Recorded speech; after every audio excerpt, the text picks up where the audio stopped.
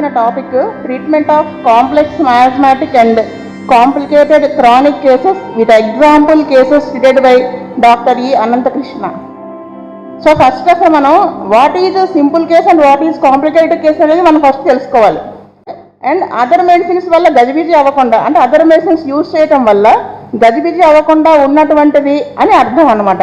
అటువంటి కేసెస్లో almost 1 or 2 మెడిసిన్స్తోనో 1 or 2 డోసెస్తోనో క్యూర్ అనేది సాధ్యపడుతుంది. సరే, అలా అయితే మరి వాట్ ఈజ్ కాంప్లికేటెడ్ కేస్ అంటే లెక్చర్స్ ఆన్ ఫిలాసఫీలో కెంట్ గారు ఏం చెప్పారో ఫస్ట్ తెలుసుకుందాం. ఆయన ఏం చెప్పారంటే for every dose of palliation you are making disease incurable అని చెప్పారు. ఇది మనం చాలా జాగ్రత్తగా గుర్తుపెట్టుకోవాలి.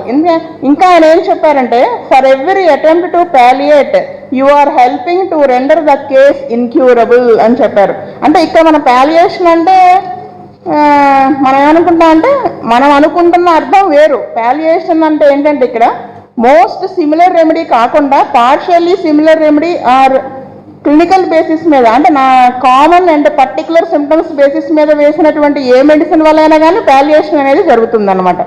సో అది కూడా పాలియేషన్ అవుతుంది.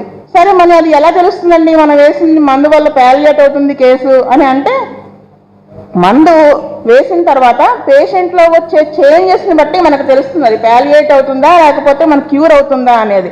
సో ప్రిస్క్రిప్షన్ ఇచ్చిన తర్వాత అమ్మయ్య ఇచ్చేసాం వాడు తగ్గింది అనగానే మనం కాలు ఎగరేయక్కర్లేదు. అది ఏ విధంగా తగ్గుతుంది అనేది మాత్రం మనం ఖచ్చితంగా అబ్జర్వ్ చేసి చూసుకోవాలి.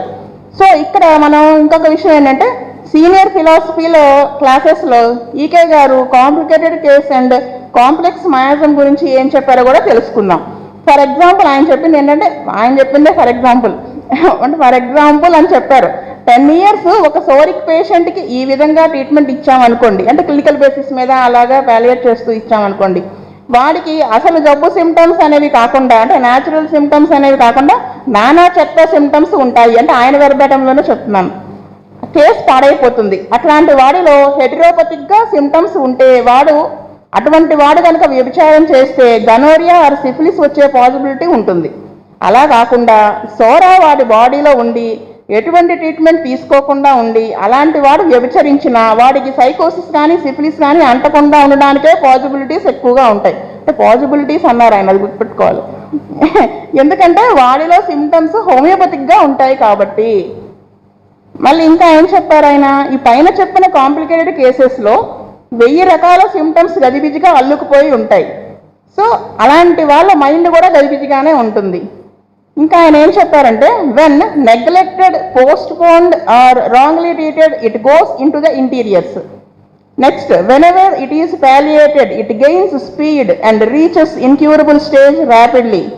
అంటే మనమే పంపించేస్తాం వాళ్ళని వెన్ అలా చేయకపోతే, అండ్ క్యూర్కి పాసిబుల్ అయ్యేటువంటి మోస్ట్ సిమిలర్ డ్రగ్ సెలెక్ట్ చేసి వేయకపోతే. When physical adjust or curbed, అంటే అనగదొక్కబడితే psora gets complicated.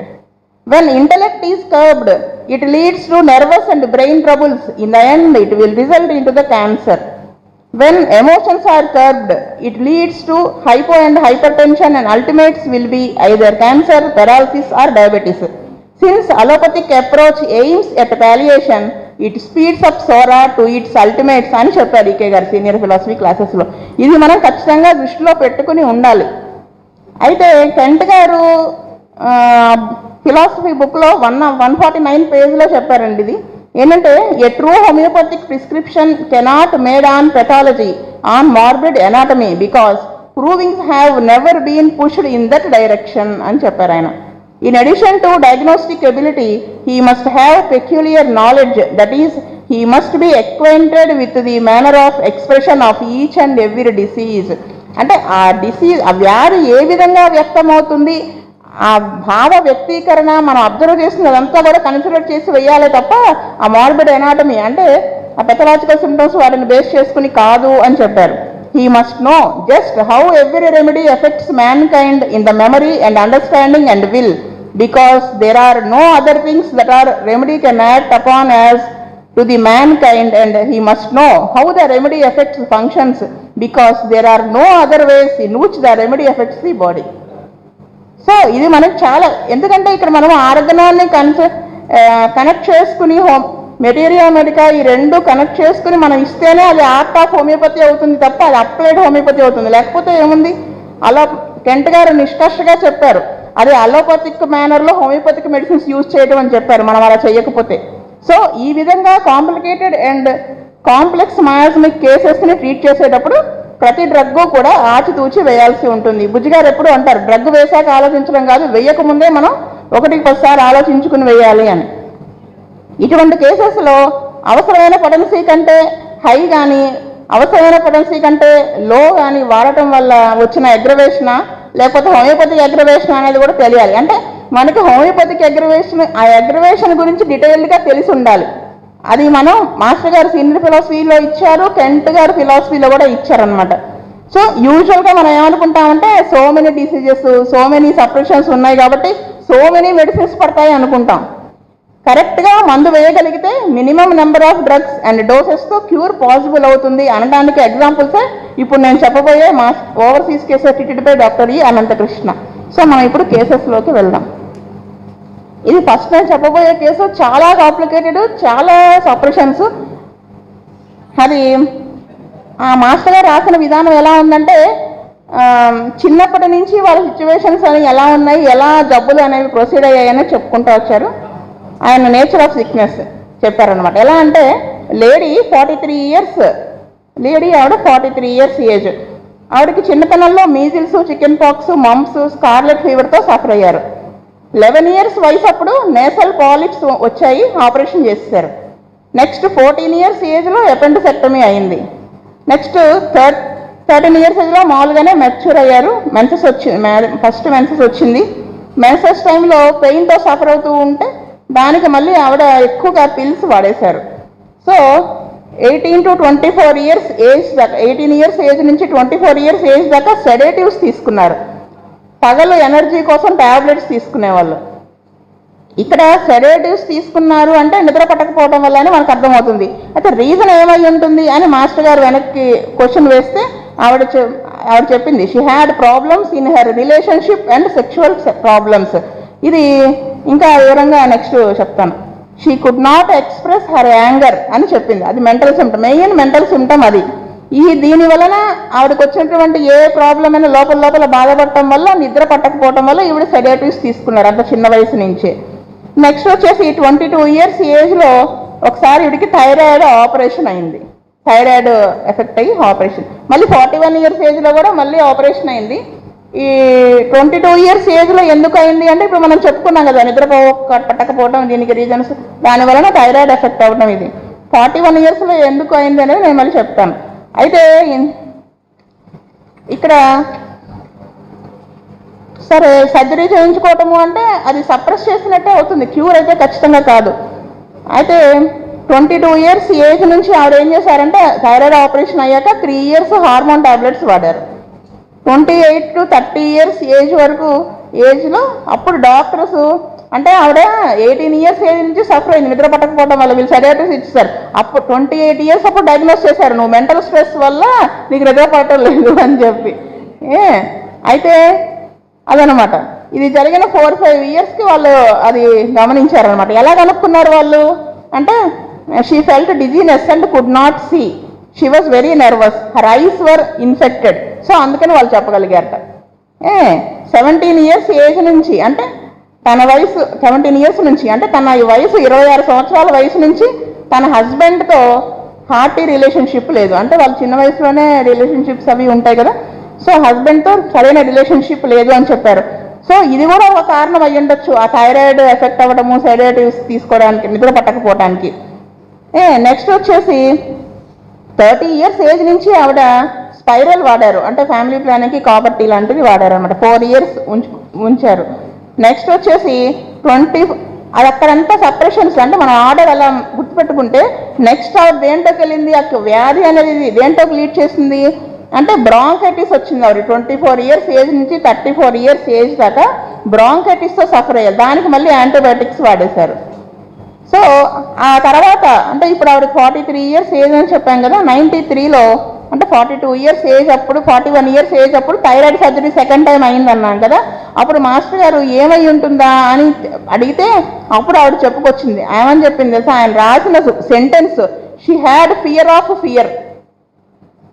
Fear of fear ఆయన రాసిన సెంటెన్స్ అది. అంటే భయం వస్తుందేమో అని భయం. అంటే సరే మరి ఆ భయం ఎందుకు వస్తుంది అని మాస్టర్ నెక్స్ట్ క్వశ్చన్ ఆబ్వియస్గా అడిగేసి ఉంటారు కదా. అంటే భయం వస్తుందన్న థాట్ రాగానే భయం వస్తుందని చెప్పింది ఆవిడ. ఈవిడ ఈ ఫియర్కి కూడా మందులు వాడారు, దేన్ని వదిలిపెట్టరు కదా వాళ్ళు. సరే 94 నుంచి 1 year వాడిన తర్వాత ఇంకా మానేద్దాం అనుకున్నారు, కానీ అవి ఎడిక్ట్ అయిపోయారు, మానలేకపోయారు. సో ఈ భయం అనేది 41 years ఏజ్ అప్పుడు ఒక రాత్రి మొదలైందిట. అప్పట్లో 1 hour before going to sleep ఉండేది భయం. తర్వాత కళలు వచ్చాయి కానీ గుర్తులేవు. కానీ అసలు భయం ఎందుకు వచ్చింది అని మాస్టర్ గారు నెమ్మదిగా అడగడం మొదలు పెడితే ఆవిడ వెక్కి ఏడవడం మొదలుపెట్టింది. ఆవిడ అప్పుడు చెప్పింది 2 years క్రితం హస్బెండ్ ఏదో పని మీద ఊరెళ్ళారు, వస్తానని చెప్పిన టైం కంటే 1 week ముందు వచ్చేసాడు. సో అక్కడి నుంచి భయం మొదలైందని చెప్పింది. ఈ విషయం గురించి వివరం అడుగుతుంటే ఆవిడ ఇంకా మాస్టర్ వేసిన క్వశ్చన్కి ఆన్సర్ చెప్పడం మనసు వెక్కి ఏడవడం మొదలుపెట్టిందంట. అయితే సరే మాస్టర్ గారు ఇక్కడ మనకి ఇక్కడ పాయింట్ దొరకడానికి చూడండి, ఆయన రాశారు. అది ఆవిడ ఈ క్వశ్చన్ వేసినప్పుడు వాట్ ఈస్ హర్ ఎక్స్ప్రెషన్ అనేది రాశారు కాబట్టి మనం ఈ పాయింట్ పట్టుకోగలుగుతున్నాం.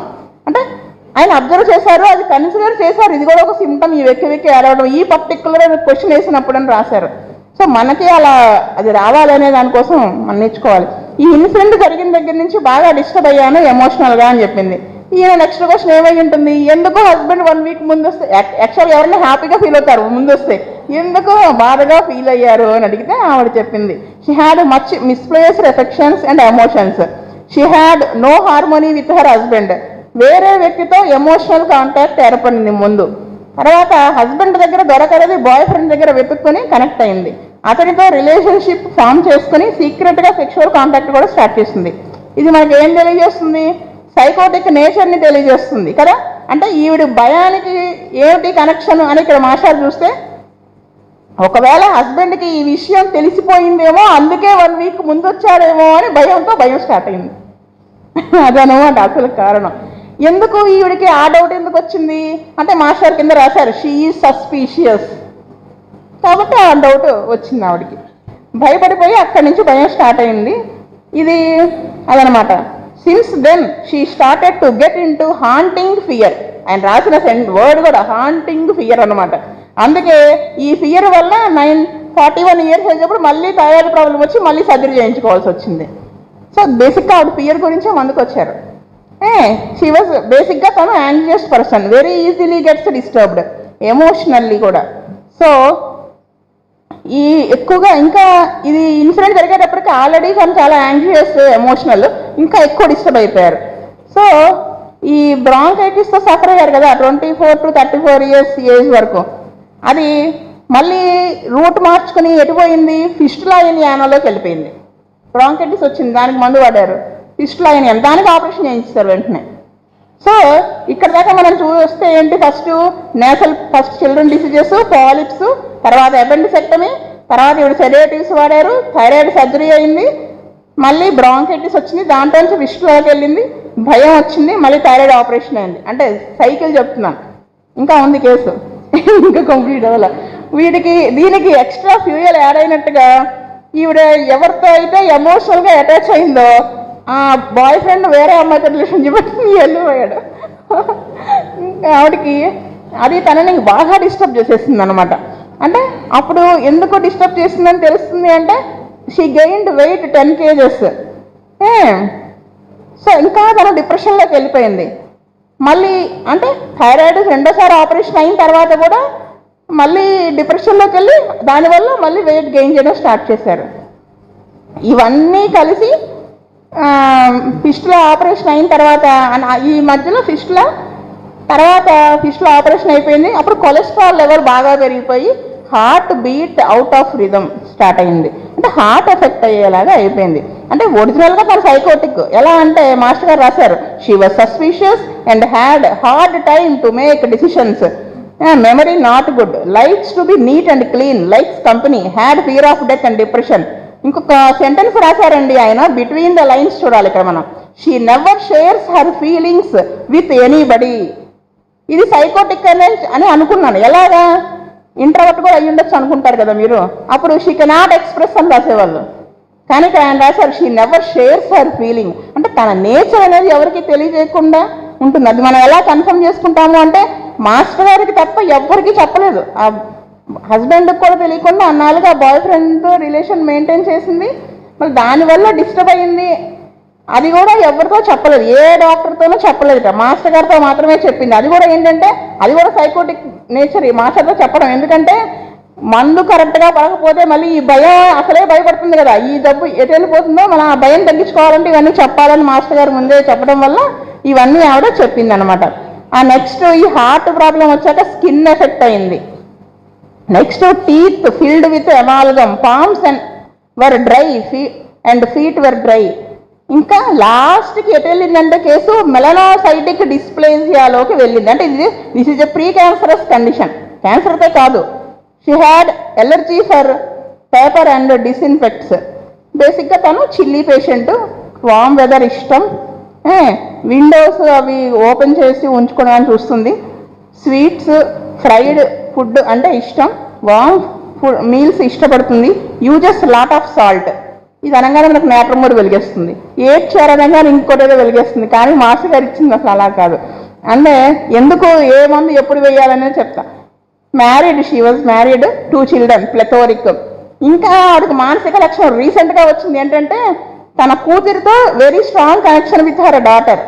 ఎవరికైనా ఉంటుంది కదండి, ఇది ఒక పాయింటా అంటారేమో, మాసా ఈ పాయింట్ ఎందుకు రాశారంటే దానివల్ల తనకి డ్రీమ్స్ ఏమొస్తున్నాయంటే తరచూ తన కూతురుని మిస్ అయిపోతున్నట్టు, ఏదన్నా బ్యాడ్ కూతురికి జరుగుతున్నట్టు ఇలా వచ్చి పెద్ద పెద్దగా అరుస్తూ లెగుస్తుంది. ఎందుకంటే she very sensitive, sentimental, attaches easily.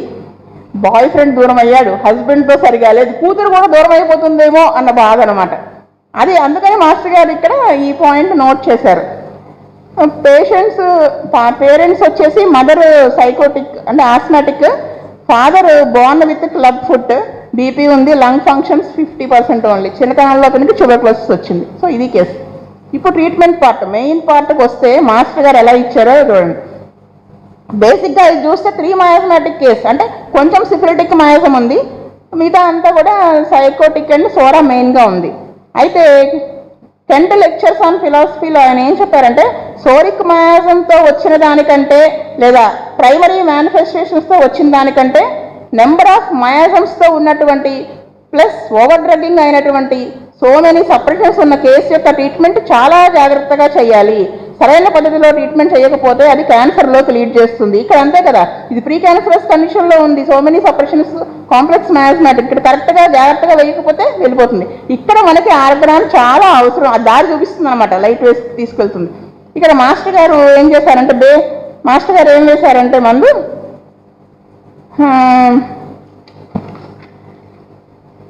Master గారు ఫస్ట్ వేసింది ఏంటంటే ఇగ్నిషియా 1M వేశారు. ఇగ్నిషియా 1M ఎందుకు వేశారు అంటే ఆవిడ భయానికి ఆ పాయింట్ చెప్పినప్పుడు ఎంత ఏడ్చింది, అసలు అన్ని ప్రాబ్లమ్స్ స్టార్ట్ అయినాయి అక్కడ కదా. అంటే రీసెంట్గా ఉన్నటువంటి ఫ్రెండ్ గారు చెప్తారు, ఇలా కాంప్లెక్స్ మయాజంతో వచ్చినప్పుడు యాపరెంట్గా ఉన్నటువంటి సిచ్యువేషన్కి మనం మందు వేస్తే అది నెక్స్ట్ మళ్ళీ లోపలికి వెళ్తుంది, మళ్ళీ లోపలవన్నీ మళ్ళీ బయటకు వస్తాయి, మళ్ళీ దానికి వేస్తాం, అలా చెప్పారు. సో ఇక్కడ మాస్టర్ గారు ఆ భయం ఒక సిచ్యువేషన్ జరగడం వల్ల భయం స్టార్ట్ అయింది, ఆ భయం అని చెప్పేసి ఓపియం అని అలా ఆలోచించాలి. ఎందుకు ఆవిడ ఎక్స్ప్రెస్ చేసిన విధానము అంటే విపరీతంగా ఏడవడం, దాన్ని బేస్ చేసుకుని ఆయన అంటే చాలా ఎమోషనల్గా డిస్టర్బ్ అయింది ఆ ఇన్సిడెంట్ వల్ల. లోపల నలిగిపోతుంది, ఎవరికి చెప్పుకోవడానికి లేదు. ఈయన అడిగేటప్పటికీ ఏడుపు అనేది కట్టలు దించుకుని బయటకు వచ్చింది. సో ఇగ్నిషియా 1M వేశారు ఆయన. మళ్ళీ 1 monthకి రిపీట్ చేశారు. ఇది వేసిన 2 monthsకి నేట్రమూర్ 10M వేశారు. ఇప్పుడు వేశారు మనం అనుకుంటున్నటువంటి నేట్రమూర్ 10M. అంటే నేట్రమూర్ ఎందుకు వేశారు అంటే ఇక్కడ ఈకే గారు ఏం చెప్పారంటే ఏదన్నా సైకిక్ కేసెస్ని కానీ క్రానిక్ డిసీజెస్ని కానీ ట్రీట్ చేసేటప్పుడు డ్రగ్ వేసి అది మళ్ళీ రికర్ అయ్యేలోపు క్రానిక్ వేయాలి, అలా వేయకపోతే అంతకుముందు వేసిన మందుని రిపీట్ చేసినా అది పనిచేయదు అని చెప్పారు. సో అందుకని ఈయన వెంటనే 2 doses ఇది వేసి ఇది క్లియర్ అవ్వగానే నేట్రమూర్ 10M వేసేశారు. ఇటువంటి వాటిల్లో కెంట్ గారు ఏం చెప్పారంటే chronic disease which is complicated and complex miasmatic కేసుని ట్రీట్ చేసేటప్పుడు టోటల్గా కేసు మొత్తానికి కలిపి ఒకే డ్రగ్ అంటే మోస్ట్ సిమిలర్ డ్రగ్ దొరకపోవచ్చు. సో ఇలాంటప్పుడు ఏపరెంట్గా ఉన్నటువంటి సిమ్టమ్స్ మోస్ట్ సిమిలర్ ఉన్న మందు వేసి అది తగ్గిన తర్వాత నెక్స్ట్ ఉన్న సిమ్టమ్స్కి దానికి సంబంధించి సిమిలర్ డ్రగ్ వేయాలి. ఇది 3-4 డ్రగ్స్ పట్టచ్చు ఇటువంటి కేసెస్లో అని చెప్పారు. ఇది బేస్ చేసుకుని మాస్టర్ గారు నాట్రమూర్ వేశారు. నాట్రమూర్ ఎందుకు వేశారు? Misplaced affections, sentimental, eating lot of salt, ఇది మనకు ఇదొకటి, attached, sad, plus chronic to ignatia, deep antimiasmatic, she is very sad, plethoric, ఇవన్నీ బేస్ చేసుకుని మాస్టర్ గారు మిస్ప్లేస్డ్ ఎఫెక్షన్స్ అని కూడా చెప్పారు కదా, ఇవన్నీ బేస్ చేసుకుని నాట్రమూర్ వేశారు. ఎందుకు ఇక్కడ నాట్రమూర్ కనుక ఆయనకి వేయకపోతే ఏమయ్యేది? మయాజం అనేది అండర్లైన్గా ముందుకు వెళ్ళిపోతూ ఉంటుంది. ఇది నాట్రమూర్ వేయడం వల్ల మయాజం కట్ అయి కొంతవరకు కేసు కట్ అవుతుంది. అయితే నెక్స్ట్ ఆయన ఏం వేశారు? అక్కడితో వదిలేదు. ఏం వేయాలి అంటే ఏది బయటకు వస్తే అది వేయాలి. అయితే ఇక్కడ నెక్స్ట్ మయాజంకి మందు వేయాలి. అంటే ఆ నేచర్ మారాలి, అంటే ఆ మాటికి ఆ సైకోటిక్ నేచర్ అనే టెండెన్సీ మారాలని ఇక్కడ బుజ్జిగారు తూజా 200 వేశారు. ఎందుకు బుజ్జిగారు తూజా 200 వేశారంటే నాట్రమూర్కి క్రానిక్ తూజా ప్లస్ నెక్స్ట్ వచ్చేసి ఆవిడ ఎవరికి తెలియనీయకుండా మెయింటైన్ చేయటం, అంటే ఎంత సీక్రసీ, ఇవన్నీ బేస్ చేసుకుని వేసుంటారు అని అనుకున్నాను నేను. అంటే ఇంకా ఏంటి సస్పీషియస్ అని చెప్పారు. She likes to be neat and clean, ఇది కూడా తూజాలో చాలా ఉంటుంది. వాళ్ళు చెప్తారు కదా ఆల్రెడీ వాళ్ళ శరీరాన్ని వాళ్ళు చాలా గ్లాస్లా చూసుకుంటారని, అలాగా అదొకటి. ఇవన్నీ చూసి బుజ్జిగా తూజా వేశారు. కానీ నెక్స్ట్ 2 monthsకి అనంతకృష్ణ గారు మెడన్న వన్నం వేశారు. ఎందుకు అనుకుంటున్నానంటే ఇవన్నీ ఉన్నాయి, సైకోటిక్ నేచర్ అంతా ఉంది, అనుకున్నంత బెటర్మెంట్ వచ్చి ఉండదు, లేదా ఇంటర్కరెంట్గా ఏమన్నా వేశారేమో అని అనుకుంటున్నాను. Suspicious, hard to take decisions అని చెప్పింది, సెక్షువల్ ప్రాబ్లమ్స్ ఉన్నాయి, ఇల్లీగల్ కాంటాక్ట్స్, ఇవన్నీ బేస్ చేసుకుని మెడవర్ణం వేశారు. అయితే ఆ నెక్స్ట్ ఇంకా అయిపోయింది కదా ట్రీట్మెంట్, ఇంకేముంది. కానీ అవలా మాస్టర్ గారు ఇక్కడ దాకా ఏం ట్రీట్ చేశారు? సైకోటిక్ మయాజంనే ట్రీట్ చేశారు. ఇంకా వాళ్ళు సిఫిలిటిక్ మయాజం మిగిలిపోయి ఉంది. అప్పుడు మాస్టర్ గారు ఏం చేశారంటే నెక్స్ట్ 1.5 monthకి యాసిరిఫాస్ 200 వేశారు. యాసిరిఫాస్ 200 ఎందుకు వేసుంటారు అంటే ఆ బాయ్ ఫ్రెండ్ కోల్పోవడం, దానివల్ల డిసప్పాయింట్మెంట్ కాకుండా వాళ్ళ కూతుర్ని కూడా మిస్ అయిపోతానేమో అన్న ఒక భయం అనేది స్టార్ట్ అయిపోయింది. ఇప్పుడు ఆ భయానికి వేశారు ఈయన. అంటే మైండ్ అంత డిస్టర్బ్డ్గా అయిపోయింది, వేసి మెంటల్గా బాగా డిస్టర్బ్ అయింది. ఇంకా మెయిన్ సిమ్టమ్ ఏంటంటే guilt of secret vice, unrequited affections, ఇది కూడా ఉంటుందండి కెంట్లో. ఇది రాజశేఖర్ చెప్పారు మన క్లాసెస్ చదువుకుంటున్నప్పుడు. అదొకటి. సో ఇవన్నీ వేసి నెక్స్ట్ వైటాలిటీ ఇంప్రూవ్ అవడానికి చైనా 30 few doses వేశారు. అయితే ఇంతకటి దాకా మరి ట్రీట్మెంట్ కరెక్ట్గా జరిగిందని మీరు ఎలా చెప్తారండి అంటే చెప్తాం, కరెక్ట్గా జరిగిందని. ఎలా అంటే యానల్ ఫిస్టులా మళ్ళీ రీఅపియర్ అయింది, అంటే సప్రెస్ చేయబడినటువంటి యానల్ ఫిస్టులా మళ్ళీ రీఅపియర్ అయిందనమాట. అదే that is the main symptom కదా మనకి, అంటే sign, main good sign. Case వెనక్కి మళ్ళీ క్యూర్కి వెనక్కి వెళ్తోంది, అంటే వెనక్కి అంటే ఇన్ ద సెన్స్ బెటర్గా అవుతోంది అని. అప్పుడు మాస్టర్ గారు ఏం చేశారంటే అప్పుడు మళ్ళీ దాన్ని బట్టి చూసుకుని 200 ఇంకో డోస్ వేసి నెక్స్ట్ 1mకి వెళ్ళారు. ఇక్కడ మనకు అనిపిస్తుంది ఇన్ని డోసెస్ 200 2 డోసులు వేసి 1m మెసేజ్ కదా డైరెక్ట్గా. కానీ ఇప్పుడు so many separations, complex miasmatic case కాబట్టి ఈయన నెమ్మదిగా 200 వేసి కొంత ముందుకు వెళ్ళాక మళ్ళీ అలా నెమ్మదిగా 1mకి వెళ్ళారనమాట ఆయన. సో ఇలా వేసి లాస్ట్లో ఏం చేశారంటే ఇంకా అన్నీ వేసిన తర్వాత సిఫిలినం 200 ఒక డోస్ వేసి కేసు క్లోజ్ చేశారనమాట. సిఫిలినం ఎందుకు వేశారు అంటే క్రానిక్ టు యాసిరిఫాస్, డీప్ యాంటీసిఫిలిటిక్. ఎందుకు యాంటీసిఫిలిటిక్ అంటే ఆయన చెప్పారు కదా, could not express her anger అని ఒకటి చెప్పారు. గ్లాండ్స్ ఎఫెక్ట్ అవ్వటం, మెంటల్ స్ట్రెస్, తనలో తను కుమిలిపోవటం, ఈ టీత్ ఎఫెక్ట్ అవ్వటం, సాడ్ నేచర్, ఇవన్నీ కూడా సిఫిలిటిక్ మయాజం తెలియజేస్తాయి. సో ఇవన్నీ వేసిన తర్వాత ఏమైందంటే బ్రాంకిటిస్ అప్పట్లో సప్రెస్ అయిపోయింది కదా. తర్వాత ఒక 2-3 సార్లు ఆ రెస్పిరేటరీ ప్రాబ్లం ఏదో వస్తే బ్యాసిలం లెక్సిస్ వేశారు, దాంతో అది కూడా క్లియర్ అయిపోయింది అనమాట. సో మనము ఇటువంటి కేసుని మనం ఈ విధంగా ట్రీట్ చేయాలని తెలుసుకుంటాం. నెక్స్ట్ వచ్చేసి ఇంకొక కేసు, ఇది ఇంత కాంప్లికేటెడ్ కాదు కానీ కాంప్లికేటెడ్. ఇదేంటంటే ఒక మేల్ పేషెంట్ 59 years ఏజ్. ఇతనికి కూడా చిన్నతనంలో chicken pox, measles, whooping cough, scarlet fever ఇవన్నీ వచ్చాయి. సో ఇక మనకి ఏమర్థమవుతుంది, చిన్నప్పుడు ఆ ససెప్టబిలిటీ ఉంటేనే కదా అక్యూట్ డిసీజెస్ అవి వస్తాయి. అంటే పేరెంట్స్ నుంచి ఒక మయాజం అనేది ఇన్హెరిట్ చేశారని అర్థమవుతుంది. నెక్స్ట్ వచ్చేసి 10 years ఏజ్ అప్పుడు లంగ్ ఇన్ఫెక్షన్ వచ్చింది అతనికి 10 years వయసులో. అది 15 రోజుల పాటు చాలా సఫర్ అయ్యి చాలా అలోపతిక్ మెడిసిన్స్ వాడాడు. మళ్ళీ 19 సంవత్సరాల వయసు నుంచి ఇప్పటిదాకా, అంటే ఇతని వయసు 59, 19 సంవత్సరాల వయసు నుంచి pain under the skin all over the body. దీంతో చాలా సఫర్ అవుతూ వచ్చారనమాట. మొదట ఈ pain between the anus and testicles start అయింది. దీనికి కూడా ఆయన మందులు వాడారు. ఈ పెయిన్ స్టార్ట్ అయినప్పుడే ప్రోస్టేట్ గ్లాండ్ ఇన్ఫెక్షన్ కూడా స్టార్ట్ అయింది. అంటే 90 ఇయర్స్ ఏజ్లోనే ప్రోస్టేట్ గ్లాండ్ ఇన్ఫెక్షన్ అనేది వచ్చింది. ఈ పెయిన్ ఎలా ఉందండి అంటే పియర్సింగ్ టైప్ ఆఫ్ పెయిన్ ఉంది. మార్నింగ్ అనేది ఎక్కువగా ఉండేది, నీడిల్స్తో పొడుస్తున్నట్టుగా ఉండేది. అంటే ఈ స్కిన్ పెయిన్ వచ్చినప్పుడు ఫేస్ అంతా ఒడిలిపోయినట్టుగా ఉండేది. అది ఏం ఇండికేట్ చేస్తుంది? అతనికి ఎంత సివియర్గా సఫర్ అవుతున్నాడు అనేది తెలియజేస్తుంది. అతను ఒక్కోసారి ఈ పెయిన్ తట్టుకోలేక ఏడ్ చేస్తూ ఉండేవాట. అప్పుడు ఇంకా ఆ తర్వాత ఏమైంది, తను టయర్డ్గా ఫీల్ అవ్వడం స్టార్ట్ అయింది. అంటే ఆఫీస్కి వెళ్ళకపోతే మధ్యలో కొంతసేపు నిద్రపోవాల్సి వస్తుంది. ఆఫీస్కి వెళ్ళాల్సి వస్తుంది కాబట్టి నిద్రపోవడం కుదరక బాగా చాలా టయర్డ్గా అనిపించడం, నీరసంగా అయిపోవడం, అలా వర్క్ కంటిన్యూస్గా చేయలేకపోవడం అనేది స్టార్ట్ అయింది. వీటికి ఈయన కొన్ని మందులు వాడారు. సరే, ఇక్కడ దాకా నివారణ అనేది కంప్లీట్గా లేకపోయేటప్పటికి ఏమైందంటే 39 ఇయర్స్ ఏజ్ నుంచి అతనికి యూరినరీ బ్లాడర్లో ప్రాబ్లం అనేది స్టార్ట్ అయింది. అంటే యూరిన్ పాస్ చేయడానికి టైం పడుతుంది. పబ్లిక్ ప్లేసెస్లో ఉంటే ఇది ఇంకా ఎక్కువ కనపడుతుంది. అనగానే మనకి ఇంకో డ్రగ్ గుర్తొస్తుంది, కానీ కాదు. ఈ ప్రాబ్లం ఫ్యూ డోసెస్ లైకోపోడియం వేసుకున్నాక తగ్గింది, కానీ స్కిన్ కంప్లైంట్ ఏం తగ్గల. అంటే ఇక్కడ లైకోపోడియం అనేది మోస్ట్ సిమిలర్ కాదు, పాలియేషన్ డ్రగ్ అనేది అర్థమైపోతుంది ఇక్కడ. ఎందుకంటే మోస్ట్ సిమిలర్ అయితే ఈ స్కిన్ కంప్లైంట్ కూడా ఈ పెయిన్ కూడా, స్కిన్ పెయిన్ కూడా తగ్గిపోయి ఉండాలి కదా. దానికి లైకోపోడియం వేసుకున్నారు. దాంతో కొంచెం తగ్గి మళ్ళీ వస్తే మళ్ళీ ఆయన సో మెనీ అలోపతిక్ మెడిసిన్స్ వాడారు. అప్పుడు 53 ఇయర్స్ ఏజ్ నుంచి అతనికి ఈ టెండన్స్ ఆఫ్ ఫింగర్స్ డీఫామ్ అవ్వడం మొదలైంది. ప్లస్ పెయిన్ కూడా, అంటే టిష్యూస్లో చేంజెస్ అనేవి స్టార్ట్ అయినాయని అర్థం. 1 ఇయర్ క్రితం అతనికి లెఫ్ట్ ఆర్మ్లో పెయిన్ వచ్చింది. స్పైజీలో వేస్తే తగ్గింది. మళ్ళీ అది కూడా పార్షియల్లీ ఇండికేటెడ్ రెమెడీయే. 3 వీక్స్ క్రితం నుంచి not appeared in thyroid gland, thyroxine వాడుతున్నారు. మళ్ళీ తరచుగా నడుము పట్టేసినట్టు అయిపోతుంది. సో అంటే ఇక్కడ మనకి డిస్క్ కంప్రెషన్ లాంటిది స్టార్ట్ అయిందని అర్థమవుతుంది. ఇంకా రీసెంట్గా టినిటస్, అంటే చెవుల్లో తనకి తేనెటీగలేవో సౌండ్ చేస్తున్నట్టుగా వినిపిస్తోంది అని చెప్పారు. Feels better in warmth dry climate, అంటే సెన్సిటివ్ టు కోల్డ్, చిల్లీ అని అర్థమవుతుంది. ఇవన్నీ రావడానికి రీజన్, అసలు వ్యాధి కారణం ఎక్కడుంది అంటే he was always punished by his father who is very strict. అంటే చిన్నప్పుడు మొదలైంది ఇది.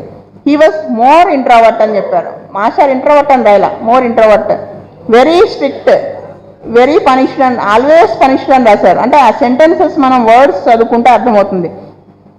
సో మళ్ళీ ఇంకా ఏం రాశారు, he was very depressive after getting this skin pain. అంటే వెరీ డిప్రెసివ్, అప్పటి నుంచి ఎక్కువగా డిప్రెస్ అవుతున్నాడు. అంటే ముందు నుంచి కూడా ఆ డిప్రెషన్ ఉంది అనేది మనకి ఇక్కడ బిట్వీన్ ద లైన్స్ చూస్తే మనకి అర్థమవుతుంది అనమాట. He feels anxiety and afraid of sharp things, భయం ఉండేదట. దానికి ఈయన శైలిష వేసేసుకున్నారు ఫ్యూ ఇయర్స్ క్రితం. కానీ ఫియర్ కొంచెం తగ్గింది, కానీ పూర్తిగా తగ్గలేదు. సో ఇక్కడ దాకా మనం చూస్తే ఏంటండి, చిల్డ్రన్ డిసీజెస్, నెక్స్ట్ ఫాదర్ స్ట్రిక్ట్గా ఉండడం, తర్వాత లంగ్ ఇన్ఫెక్షన్ 10 ఇయర్స్ ఏజ్లో, 19 ఇయర్స్ ఏజ్ నుంచి స్కిన్ పెయిన్ స్టార్ట్ అయింది. తర్వాత అదే టైంలో ప్రోస్టేట్ ఇన్ఫెక్షను, తర్వాత 39 ఇయర్స్కి బ్లాడర్ ప్రాబ్లం, 6 ఇయర్స్ నుంచి అంటే 53 ఇయర్స్ నుంచి టెండాన్స్ ఫింగర్స్ డీఫామ్ అవ్వడం, next left arm pain, next thyroid గ్లాండ్లో knot, blockage of the back అంటే వర్టిబ్రా టినిటస్. ఇది సైకిల్ ఆఫ్ ద డిసీజెస్. సరే, ఇక్కడ ఇంపార్టెంట్ విషయం ఏంటంటే మాస్టర్ గారు వ్యాధి ఎక్కడ, ఎలా, ఎందుకు మొదలైంది అనేది చాలా జాగ్రత్తగా అబ్జర్వ్ చేసి గమనించారు, రాశారు. ఇది ఎలా తెలిసింది అంటే ఆయన ఇచ్చిన మందుల ద్వారా తెలుస్తుంది. అంటే ఆయన ఇచ్చిన మందుల ద్వారా ఈయన ఎంతలా గమనించి వేశారు అనేది తెలుస్తుంది. అంటే సో మొదట ఆయన ఇచ్చిన మందు ఏంటంటే స్టాఫ్సాగ్రియా 1 వేశారు. ఎందుకంటే ఫాదర్ చిన్నతనంలో స్ట్రిక్ట్గా ఉండడం, always punished by the father, he was more introvert. ఆ ఇంట్రోవర్టెడ్ నేచర్ వలన స్టాఫ్సాగ్రియాలోకి వెళ్ళిపోయాడు. అదే కదా, he was very depressive after getting this skin pain అన్నారు. సో వెరీ డిప్రెసివ్ అన్నారు. సో వీటన్నిటి వల్ల he feels anxious and afraid of sharp things అన్నారు. సో వీటన్నిటి వల్ల అతను మాస్టర్ గారు స్టాఫ్సాగ్రియా వేశారు. మనం ఇక్కడ మాస్టర్ వేశారు కాబట్టి ఇవన్నీ కరెక్ట్ అని అంటున్నారు మీరు అంటానికి కాకుండా ఇక్కడ మనకి ఏమంటారు కానీ ఆథెంటిక్ కెంట్ గారు మెటీరియల్గా చూస్తే మాస్టర్ గారు ఎందుకు స్టాఫ్ దగ్గర సెలెక్ట్ చేశారు అనేది మనకు అర్థమవుతుంది. అంటే ఇక్కడ ఆయన దాంట్లో చదివితే ఏమర్థమైందంటే స్టాఫ్ దగ్గర కెంట్ మెటీరియల్ ఇచ్చారు. The person becomes speechless from suppressed indignation, anger with indignation. ఇది main point. Next, senses are in this same irritable state, the ears are sensitive to noise. అంటే ఇవన్నీ మనకు ఆల్రెడీ కేసులో ఉన్నాయి. Every inflamed spot will have in its centre sensitive points, little nerve spots. Its action on glands, staphylococcus acts on glands, scrofulous glands enlarged and indurated, over is indurated, testis indurated. Staphylococci has cured enlarged prostate with frequent urging to urinate, especially in old men. Plus, think of extremely nervous patient. Plus, arthritic nodosities on fingers, a knot is swelling, the state of being nodes, nodule అని ఇచ్చారనమాట. ఇంకా ఇది కెంట్లో. ఇక్కడ మనము ఆరకణాన్ని కనుక connect చేసుకుని చూసుకుంటే ఇదే 279 ఎఫారిజంలో హోమియో బ్రదర్హుడ్లో ఇంగ్లీష్ ఆర్గనాల్లో మాస్టర్ గారు కెంట్ గారిని కోట్ చేయడం అంటారా, కనెక్ట్ చేస్తూ ఇక్కడ కొన్ని సెంటెన్సెస్ చెప్పారు. In the case of chronic diseases when there is total damage of the tissues, treatment should be commenced in 30 potency, and if the damage is observed to be more than it is to be commenced in a more, then it is to be commenced in a still over potency అని చెప్పారు. ఇది ఎందుకు చెప్పారండి మీరు, already ఈయన 1M వేశారు కదా అంటారేమో. నెక్స్ట్ టైం చెప్పారు చూడండి.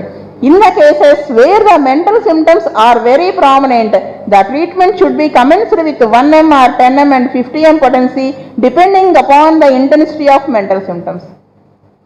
ఇక మనకు స్ట్రాంగ్గా ఉన్నాయి కదా మెంటల్ సిమ్టమ్స్, అందుకే ఆయన 1Mతో స్టార్ట్ చేశారు మాస్టర్ గారు స్టాఫిలోకోకస్ 1Mతో.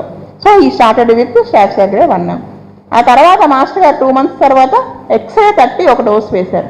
ఎందుకు వేసుంటారు, దానికి ఇండికేషన్స్ ఏమై ఉంటాయంటే x-ray it arouses the reactive vitality mentally and physically, plus brings to the surface suppressed symptoms, especially psychotic and those due to mixed infections. Its homeopathic action is thus centrifugal towards periphery. Plus, this is especially true of the deep-seated constitutional ailments, psychotic in character, which is so often terminate in malignant disease, especially cancer. So many suppressions may lead to incurable stage. అంటే ఇవన్నీ ఎక్స్రేకి సంబంధించినవి. Tiredness, ఎక్కువసేపు పని చేయలేకపోవడం అన్నారు కదా, ఇది కూడా దాంట్లో ఉంటుంది ఎక్స్రేలో. అంటే ఇది ప్రీ క్యాన్సరస్ కండిషన్ ఇండికేట్ చేస్తుంది. సో దాన్ని బేస్ చేసుకుని ఆయన మాస్టర్ గారు ఇక్కడ ఎక్స్రే వేశారు 30 ఒక డోసు వేసి. అంటే ఆ డిసీజ్ ముందుకు వెళ్ళిపోకుండా ఆయన ఫస్ట్ ఆపి నెక్స్ట్ ఏం చేశారు, మయాజ్మాటిక్గా డ్రగ్ వేశారు, మెడోర్నం అనేది నెక్స్ట్ వేసి 200 వేసి అక్కడితో కేసు పూర్తిగా తగ్గడం వల్ల అతని కేసు కంప్లీట్ అయిపోయింది అనమాట. So this is the case, second case. Next వచ్చేసి ఇది క్యాన్సరస్ కండిషన్ కేసు. చిత్రంగా ఉంటుంది ఆవిడ చెప్పిన సిమ్టమ్, చెప్తాను చూడండి. 51 years ఏజ్ లేడీ. ఆవిడకి యొక్క నేచర్ ఆఫ్ ద డిసీజ్ ఎలా ఉందంటే, చిన్నతనంలో నార్మల్ చిల్డ్రన్ డిసీజెస్ లైక్ మీజిల్స్తో సఫర్ అయ్యారు. యూజువల్గా ఏంటంటే ఓవర్సీస్ కేసెస్ చదువుతున్నప్పుడు ప్రతి వాళ్ళకి కూడా ఈ చిల్డ్రన్ డిసీజెస్ కంపల్సరీగా వచ్చే ఉంటున్నాయి. 15 years ఏజ్లో ఆ అమ్మాయి మెచ్యూర్ అయింది, menses regular, painless. 21 years age అప్పుడు థైరాయిడ్ గ్లాండ్ ఆపరేట్ చేశారు. 30 years ఏజ్ దాకా ఈవిడ కాంట్రాసెప్టివ్ పిల్స్ తీసుకున్నారు. 25 years ఏజ్లో మ్యారేజ్ అయింది, అప్పటికే థైరాయిడ్ సర్జరీ అయిపోయింది, అంటే మ్యారేజ్ అయ్యే టైంకే. నెక్స్ట్ 2 పిల్లలు. హస్బెండ్ ఏమన్నాడంటే ఇంకొక చైల్డ్ ఉంటే బాగుండు అన్నాడు. She did not want this. ఒకసారి షాప్లో ఈవిడ ఒక లేడీని కలిసింది, తనకి క్యాన్సర్ వల్ల హిస్టెక్టమీ అయిందని, తనకు పిల్లలు కావాలని చెప్పింది. అప్పుడు పేషెంట్ తను కని ఇద్దాం ఆవిడకి ఆ పిల్లవాడిని అనుకుంది. ఇది జరిగిన తర్వాత ఈ పేషెంట్కి క్యాన్సరస్ గ్రోత్ ఇన్ యూటరస్ ఉందని ట్రేస్ అయింది. ట్రేస్ అయ్యి డాక్టర్ని కన్సల్ట్ చేస్తే ఆయన అన్నారు, ఆ క్యాన్సరస్ ఆ ట్యూమర్ని తీసేస్తే, గ్రోత్ని తీసేస్తే సరిపోతుందంటే వద్దు వద్దు, మొత్తానికి యూట్రస్ తీసేయండి, మళ్ళీ రేపొద్దున మా వారు కానీ పిల్లలు కావాలన్నా, నాకు మనసు మారి మళ్ళీ ఆ అమ్మాయికి పిల్లల్ని కానీ ఇద్దామన్నా నాకు ఇబ్బంది అయిపోతుంది కదా, వద్దు అని తీయించేసుకుంది. హిస్టెక్టమీ చేద్దామని ఓపెన్ చేస్తే వాళ్ళకి రైట్ కిడ్నీ చిన్నగా అయిపోయిందని అర్థమైంది. అప్పుడు ఏం చేశారు, ఈ హిస్టెక్టమీ అయిన ఫ్యూ వీక్స్కి మళ్ళీ కిడ్నీ ఆపరేషన్ చేసి దాన్ని నార్మల్ పొజిషన్లో పెట్టారనమాట. సో నెక్స్ట్ 45 years ఏజ్ నుంచి మెనోపాజ్ సిమ్టమ్స్ స్టార్ట్ అయ్యాయి, అంటే heart flushes coming from the body. 45 years age నుంచి నిద్రలో ప్రాబ్లమ్స్ స్టార్ట్ అయ్యాయి, అంటే నిద్ర పట్టడం కష్టం అవుతుంది, అంటే ఇంతకుముందు ఎప్పుడు లేదుగా. అంతేకాకుండా నిద్రలో ఉండగా చేతులు తిమ్మిరిగా అయిపోవడం, యాజ్ ఇఫ్ ప్యారలైజ్డ్, అంటే సర్క్యులేటరీ ప్రాబ్లం కూడా స్టార్ట్ అయింది. నెక్స్ట్ 49 years ఏజ్ నుంచి స్కిన్ ప్రాబ్లం అనేది స్టార్ట్ అయింది. ముందు గ్రాయిన్స్, ఎల్బోస్ దగ్గర స్టార్ట్ అయింది, అది కూడా స్కిన్ ఎల్లోగా అవడంతో స్టార్ట్ అయింది అనమాట. దాంట్లో నుంచి కూడా అది ప్యాచెస్ లాగా ఉండి, ర్యాష్ లాగా ఉండి, అది నెమ్మదిగా స్ప్రెడ్ అయింది. ఎప్పుడూ కూడా ఇది ఎక్కువగా తొడలు, జెనిటల్స్ దగ్గర ఉంటుందన్నమాట. ఒక్కోసారి కనిపిస్తుంది, మళ్ళీ అదే డిజపియర్ అయిపోతుంది అనమాట. మెనోపాజ్కి ఈ స్కిన్ కంప్లైంట్స్కి కనెక్షన్ ఉన్నట్టు ఓ పేషెంట్ భావిస్తుంది, అంటే మెనోపాజ్ టైంలో దీనివల్లే వస్తుందేమో అన్నట్టుగా. ఒకసారి ఆవిడ గోకితే అక్కడ ఎల్లో కలర్ ఫ్లూయిడ్ అనేది బయటికి వస్తుంది అని చెప్పారు. ఇవన్నీ సింటమ్స్ చూస్తే, అంటే మనము డయాగ్నోస్ చేస్తే టెట్టర్ అనిపించింది నాకు. నెక్స్ట్ వచ్చేసి 51 years ఏజ్లో ఈవిడ మాషా దగ్గర ట్రీట్మెంట్ వచ్చిన సంవత్సరం అనమాట. January, Februaryలో she got feeling of pressure in her chest as if she was pressed, అంటే హార్ట్ లెఫ్ట్ సైడ్ నుంచి సెంటర్కి కదిలిపోతున్నట్టుగా ఫీలింగ్ ఈవిడికి. ఆ టైంలో డీప్గా బ్రీత్ తీసుకోవాలంటే she started to tap heart, అప్పుడు కొంత రిలీఫ్ వస్తుంది. దీనికి ఈవిడ అలోపతి వాడారు. ఫిబ్రవరి తర్వాత ఈ ప్రాబ్లం కంప్లీట్గా తగ్గిపోయింది, ఎందుకంటే మందులు వాడారు కదా. కొన్నిసార్లు తను స్ట్రెస్గా ఉన్నప్పుడు కాలి వేళ్ళు నొప్పి వస్తుందన్నమాట, ఎమల్రేషన్ ప్రెస్సింగ్ విత్ సిల్క్ క్లాత్. నిద్ర డిస్టర్బ్ అయింది తప్ప మిగతా జనరల్స్ అన్నీ కూడా నార్మల్గానే ఉన్నాయి. Some times she was nervous. ఇక్కడ మాస్టర్ గారు ఇంతకంటే మెంటల్ సింటమ్స్ ఏం రాయలా, అంటే మెంటల్ సింటమ్స్ యాబ్సెంట్ అయి ఉంటాయి, ఇది క్యాన్సరస్ కేసు కాబట్టి ఖచ్చితంగా. అంటే ఇక్కడ దాకా మనం చూస్తే డిసీజెస్ని, చిల్డ్రన్ డిసీజెస్ చిన్నప్పుడు. నెక్స్ట్ 21 years ఏజ్లో thyroid gland operation, next contraceptive pills వాడారు. నెక్స్ట్ 30 years ఏజ్లో హిస్టెక్టమీ అయింది, ఇది జరిగిన ఫ్యూ వీక్స్కి కిడ్నీ ఆపరేషన్. తర్వాత మెనోపాజ్ సిమ్టమ్స్, స్లీప్ డిస్టర్బ్డ్, నిద్రలో చెయ్యి మొద్దుబాటం లాంటి circulatory disturbances, became nervous. 49 years age నుంచి స్కిన్ కంప్లైంట్, 51 years ఏజ్లో చెస్ట్ ప్రాబ్లం. ఫిబ్రవరి తర్వాత ఇది తగ్గి టోస్ ఆఫ్ ద రైట్ లెగ్లో పెయిన్ విపరీతంగా స్టార్ట్ అయింది. అంటే ఒకదాంట్లో అలా కేసు వ్యాధి అనేది ప్రయాణించడం ఆగలేదు, అంటే మయాజం అనేది ముందుకు ప్రోగ్రెస్ అవుతూ వచ్చేసి ఇది క్యాన్సర్లోకి ఆల్రెడీ లీడ్ చేసిన కేసు. సో ఇక్కడ మాస్టర్ గారు ఎలా ట్రీట్మెంట్ స్టార్ట్ చేశారు అంటే, మాస్టర్ గారు ఇక్కడ కూడా ఫస్ట్ స్టాఫ్సైక్లియానే వేశారు 200, కానీ స్టాఫ్సైక్లియా వేసిన ఇంకో డైమెన్షన్ ఇది, అందాక చెప్పిన కేసు లాంటిది కాదనమాట. ఎందుకు వేశారు అనుకుంటున్నానంటే, effects from surgical operations, tetter on the hands, itches and bones in the evening after scratching. The eruption was yellow, crusty, touch leathery and when lifted up by moisture beneath. మీరు ఇందాక చెప్పారు కదా, common and particular సిమ్టమ్స్ని బట్టి bed select చేయకూడదు అని అనొచ్చు మీరు ఇప్పుడు, కానీ ఇది ఇన్క్యూరబుల్ కేసు కదా. సో మాస్టర్ గారు ఇక్కడ ఈ సిమ్టమ్స్ను ఉన్న కొద్ది symptoms plus effects after surgical operations base మీద మందు మాస్టర్ గారు ఇచ్చారనమాట. మెంటల్స్ పెద్దగా లేవు. ఈ షీ వాజ్ నర్వస్ అనేది కూడా మన స్టాఫ్సైక్లియాలో ఉంటుంది, కానీ ఖచ్చితంగా తీసుకోలేము. ఆ తర్వాత అంటే ఆ సర్జరీస్ తర్వాత వచ్చిన ఎఫెక్ట్స్ తగ్గిన తర్వాత, అంటే దాన్ని బేస్ చేసుకుని వేశారు, దాని తాలూకు సిమ్టమ్స్ అన్నీ పక్కకి వెళ్ళిపోతాయి కదా, క్యూర్ అయిపోతాయి. తగ్గిపోయిన తర్వాత ఈయన 2 months తర్వాత ఎక్స్రే వేశారు. ఇక్కడ ఎక్స్రే వేశారు. మనం క్యాన్సర్ కేసు అనగానే ముందు ఎక్స్రే వేసేస్తాం, కానీ మాస్టర్ గారు అలా వేయలేదు, ఒక పద్ధతి ప్రకారం వేసుకుంటూ వచ్చారనమాట. ఈ క్యాన్సరస్ కండిషన్ని బేస్ చేసుకుని ఇచ్చారు. ఆవిడ చెప్పింది మంచి రిలీఫ్ స్టార్ట్ అయిందని చెప్పింది ఆవిడ. ఇంకా ఆవిడ ఏం చెప్పారంటే, ఇక్కడ ట్రీట్మెంట్ మొదలుపెట్టిన దగ్గర నుంచి I'm feeling much better. She was feeling that she was getting cured. ఇది ఎంత మంచి సిమ్టమ్ అండి. అఫ్కోర్స్ పాలియేషనే చేశారు మాస్టర్ గారు, కానీ చూడండి ఇది ఆవిడ కనిపించడం ఆ క్యూర్ అండి కొంచెం డ్రగ్సే కదా వేసింది, స్టాఫ్సేగా 200 ఎక్స్రే 30 వేశారు. అంటే ఇక్కడ ముందు ఎక్స్రే కాకుండా స్టాఫ్సేగా వేయడం అనేది మనం నేర్చుకోవాల్సిన symptom. Patient feeling much better కాబట్టి మనం చెప్పి ఇది చాలా గుడ్ సైన్. ఆవిడ ఎంతగా ఇంప్రూవ్ అయిందంటే పేషెంట్ వైటాలిటీ. నెక్స్ట్ ఆవిడ ఫాదర్ చనిపోయినప్పుడు ఆవిడ విపరీతంగా బాధపడిపోవటం, ఆ డిప్రెస్ అయిపోవటం, getting tears when ever she speaks of it. అంతకుముందు మెంటల్ సిమ్టమ్సే లేనటువంటిది ఆవిడ. అప్పుడు మాస్టర్ గారు చూసి ఇగ్నిషన్ అనేది డైరెక్ట్గా వేస్తారు ఆయన. ఇక్కడ మనం ఆర్గనాన్ని కనెక్ట్ చేసుకుని చూసుకుంటే అంటే ఎందుకు ఈ మందులు ఈ విధంగా వేశారు అంటే 279 ఎఫారిజం మాస్టర్ గారు ఇచ్చినటువంటి ఈకే గారు ఇచ్చినటువంటి ఇంగ్లీష్ ఆర్గనాన్లో ఏం చెప్పారో చదువుకుందాం. In some persons suffering from chronic diseases we can observe that the tissues of the body of the patient are destroyed due to long standing disease, that is damage to heart, lungs, liver, etc., and ascites, leprosy, paralysis, gangrene, etc. are some such examples where generally there is very less possibility to complete cure. Ante kada, in most of the such cases palliation of the sufferings is the only thing possible. In such a stage, treatment should be commenced with remedies in lower potencies. It should be continued in the same manner without increasing the potency. If the patient is lucky enough, the damaged tissues may slowly get repaired after few months or years.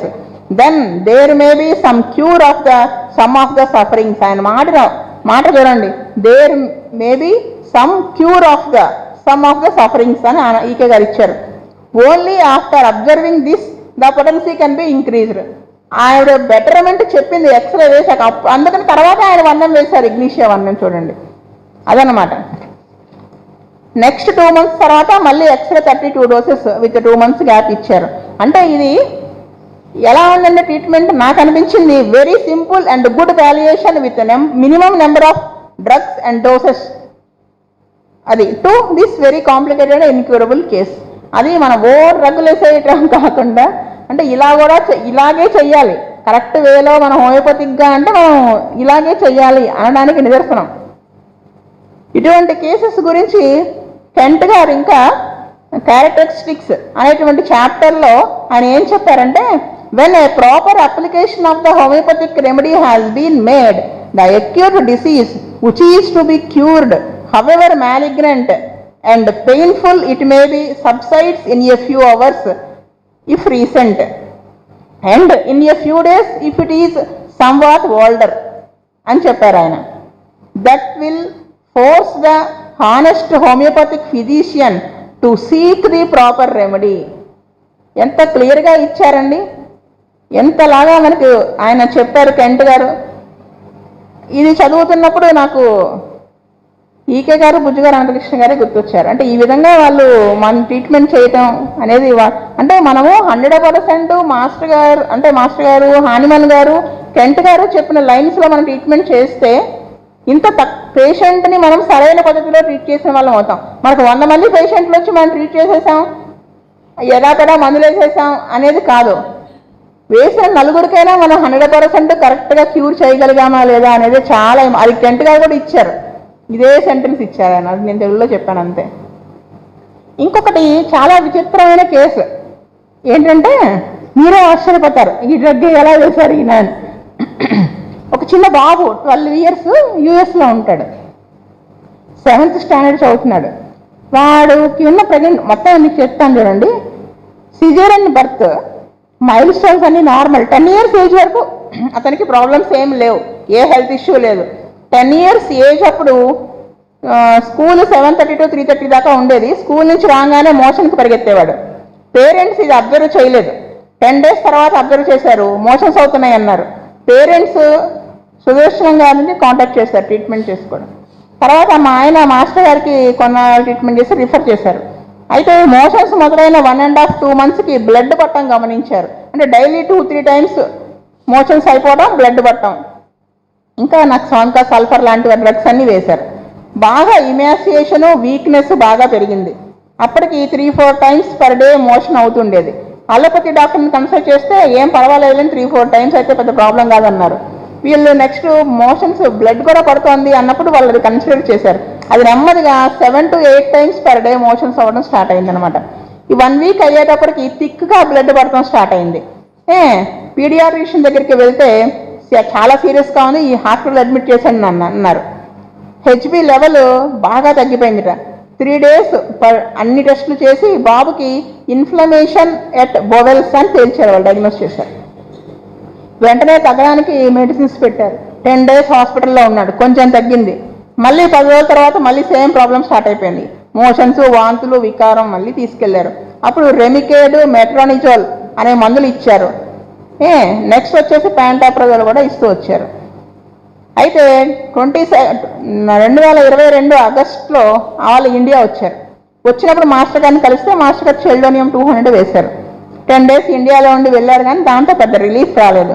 India నుంచి వచ్చి అంటే మళ్ళీ back US వెళ్ళిన తర్వాత కూడా వాళ్ళకి motions కొన్నాళ్ళు అయ్యి కంట్రోల్ అయ్యాయి, కానీ బ్లడ్ పడేది.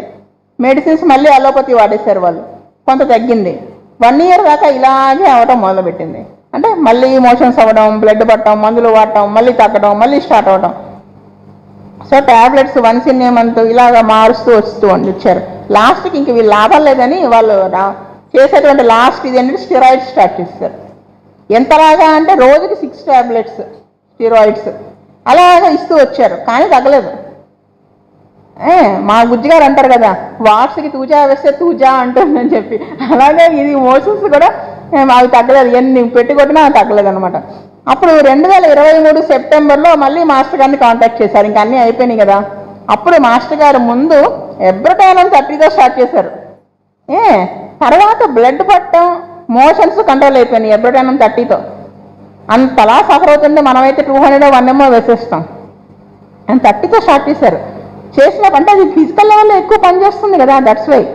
మధ్యలో ఈయన చైనా 30 క్యాంఫర్ అంటే ఆ అక్యూట్ కండిషన్ బట్టి చైనా క్యాంఫర్, యాంటీఇన్ఫ్లూడ్ వ్యాక్సిన్ వేస్తూ వచ్చారు. వన్స్ ఇన్ ఏ వీక్ ఎబ్రటానం వేస్తూ వచ్చారు అనమాట. అలా 3 weeks వేసేటప్పటికి బాగా బెటర్ అయ్యాడు. అంటే ప్రస్తుతం అయితే అతను చైనా 30 twice a week వేయమన్నారట.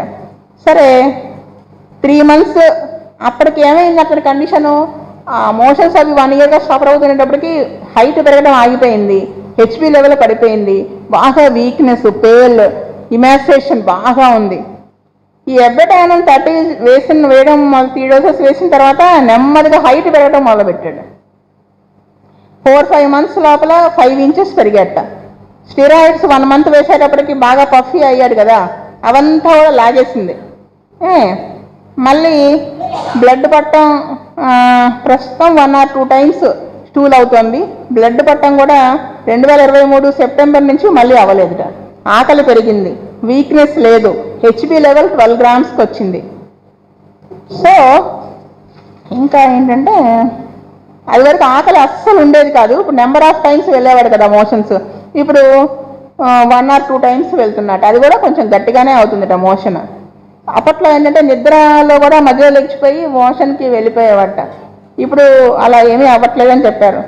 ఎబ్రటానం 200తో కంప్లీట్గా రిలీఫ్ వచ్చింది. సో ఇంకా అదేదో ట్రీట్మెంట్ ఉన్నాడు. అంటే అసలు మనం ఇక్కడ ఎబ్రటానం ఎందుకు వేశారని నేను మాషాని అడిగాను.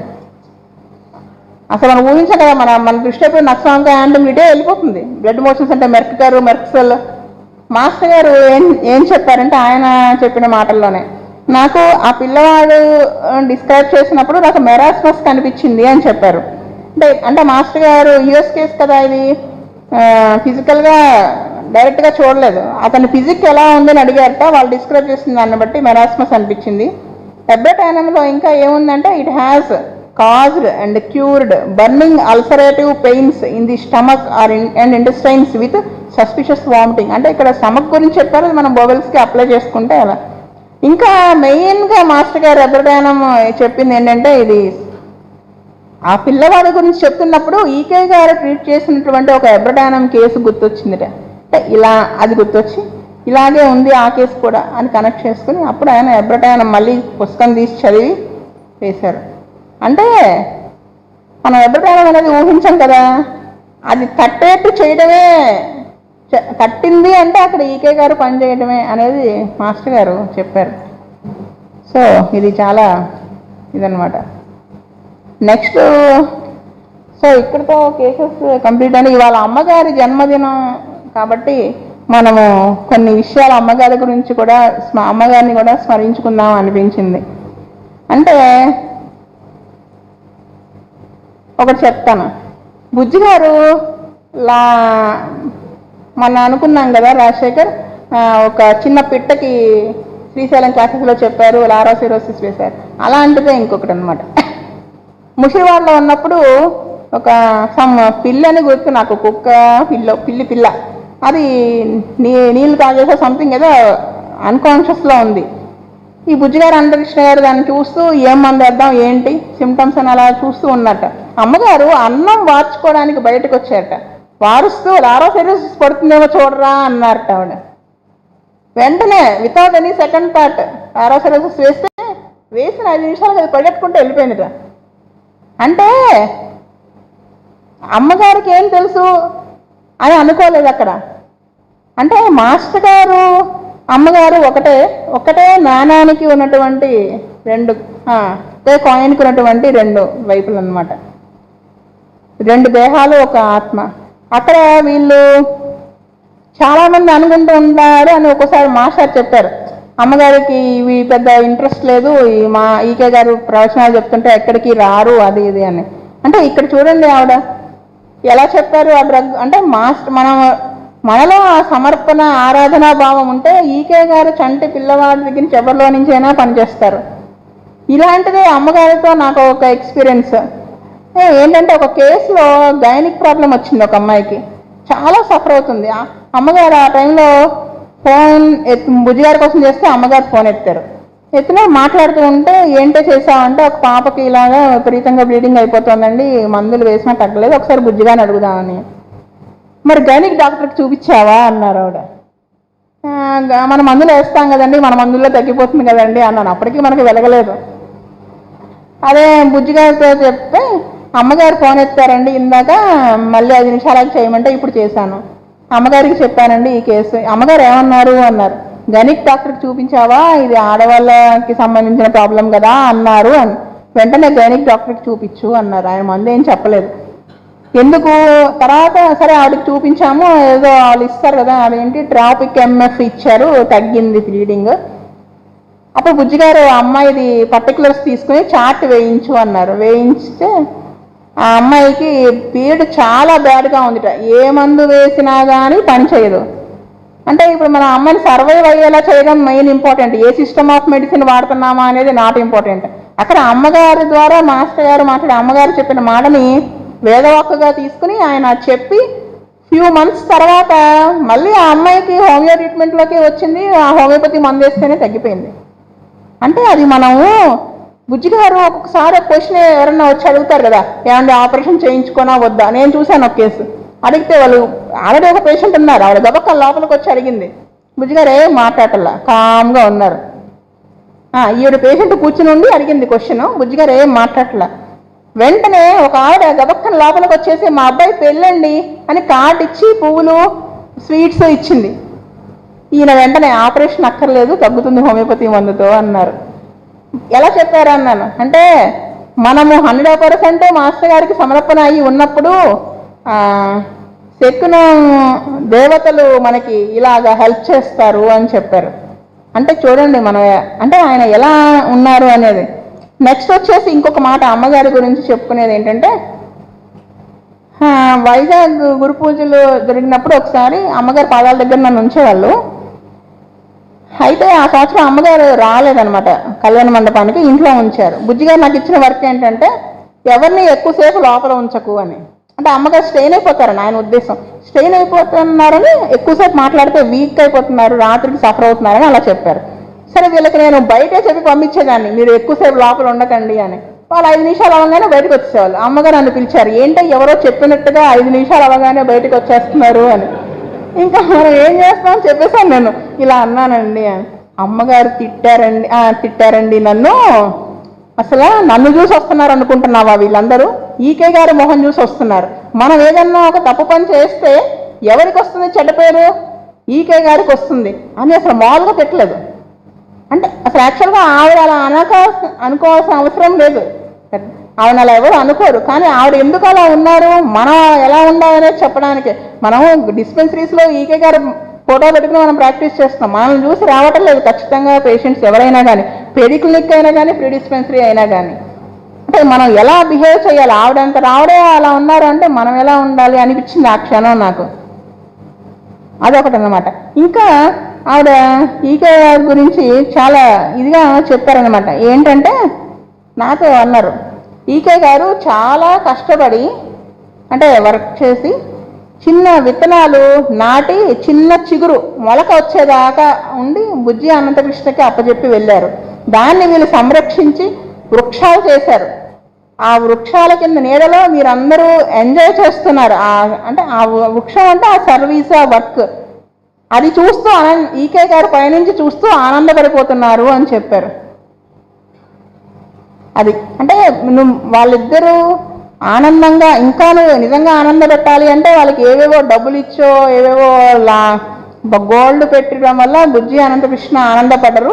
నిజంగా వాళ్ళ ఆనందపడాలని నువ్వు కోరుకుంటే వాళ్ళ నడిచిన మార్గంలో నువ్వు నడిచి చూపించడమే అని చెప్పారండి. ఎంత మాట అండి ఇది ఆవిడ చెప్పిన. ఇవన్నీ అసలు అలా మనకి మైండ్లో హత్తుకుపోతాయి కదా. నెక్స్ట్ ఇంకొకటి బుజ్జి గారి ఒక 2 పాయింట్లు చెప్తాను. 3 నిమిషాలు టైం ఉంది, వదిలేయడం ఇష్టం లేక. బుజ్జి గారు ఏంటంటే, మనకు బుజ్జి గారు అంటే ఒక డాక్టర్గా తెలుసు, చాలామందికి తెలుసు. అంటే ఆయన ఇంకా ఒక మంచి సాధకుడు, మాస్టర్. అంటే ఎలా ఉంటారు డైలీ లైఫ్లో అనేది నేను అబ్జర్వ్ చేశానండి. మా బుజ్జి గారు చెప్పారనమాట. ఏంటంటే సెంటర్ ఇన్ఛార్జెస్ అంటారు కదా, ఒక్కొక్కరు ఒక్కొక్క సెంటర్కి ఒక్కొక్క ఇన్ఛార్జ్ని పెడితే, ఇన్ఛార్జ్ అంటే అది ఒక ఏమంటారు దాన్ని, ఒక పదవి కాదు అది అన్నారు. పదవి అనుకుంటాం కదా మనం, ఇన్ఛార్జ్ అంటే అందరినీ ఆ పని చేయకి ఈ పని చేయకి అనేవాడు. ఈ బుజ్జి గారు ఏం చెప్పారు తెలుసా, ఇన్ఛార్జ్ అంటే ప్రథమ సేవకుడు అంట. అంటే భగవంతుడికి ప్రథమ సేవకుడు ఇన్ఛార్జ్ అంటే అది అర్థం అని చెప్పారు. అదొకటి.